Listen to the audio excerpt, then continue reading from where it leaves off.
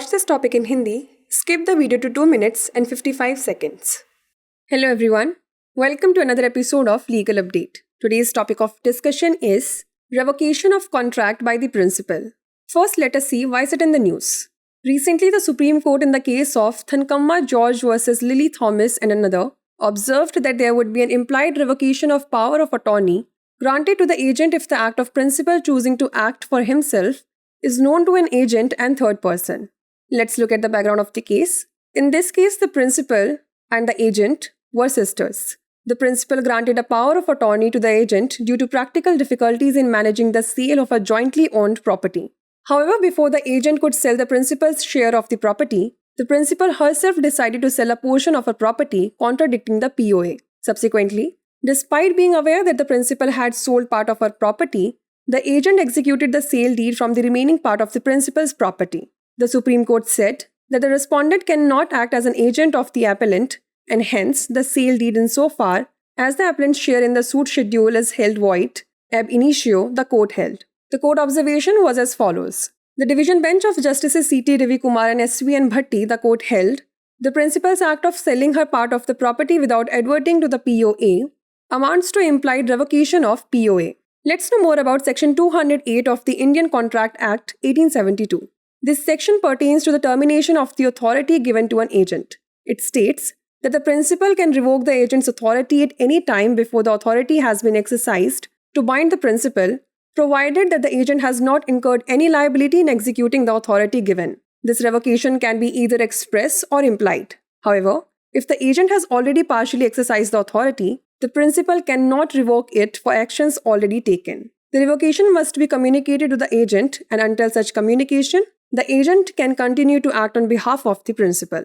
Let's now discuss a case law related to it. N. Shivkumar and others versus R. Peter Pereira. The Supreme Court in this case examined the legal validity and implications of these actions, ultimately determining the enforceability of the POA and the rights of both parties involved. Before we wrap up, here's a question for you. Under Section 208 of the Indian Contract Act, when can a principal revoke the authority given to an agent? At any time after the agent has exercised the authority? At any time before the agent has exercised the authority? Only after the agent has completed the task assigned? Or only with the agent's consent? Send the answer to this question in the comment section. Like, share and subscribe for more such content. नमस्कार, legal update programme में आपका स्वागत है। आज हमारी चर्चा का विषय है प्रिंसिपल द्वारा एजेंसी का निरसन। सबसे पहले जान लेते हैं यह चर्चा में क्यों है। हाल ही में सर्वोच्च न्यायालय ने थंकम्मा जॉर्ज बनाम लिली थॉमस एवं अन्य के मामले में यह टिप्पणी की है कि यदि प्रिंसिपल द्वारा स्वयं कार्य करने के बारे में एजेंट और तीसरे व्यक्ति को पता चल जाए तो एजेंट को दी गई पावर ऑफ अटॉर्नी निरस्त मानी जाएगी। चलिए जान लेते हैं मामले की पृष्ठभूमि। इस मामले में प्रिंसिपल और एजेंट बहनें थीं। प्रिंसिपल ने अपनी संयुक्त स्वामित्व वाली संपत्ति की बिक्री के प्रबंधन में व्यवहारिक कठिनाइयों के कारण एजेंट को पावर ऑफ अटॉर्नी प्रदान की।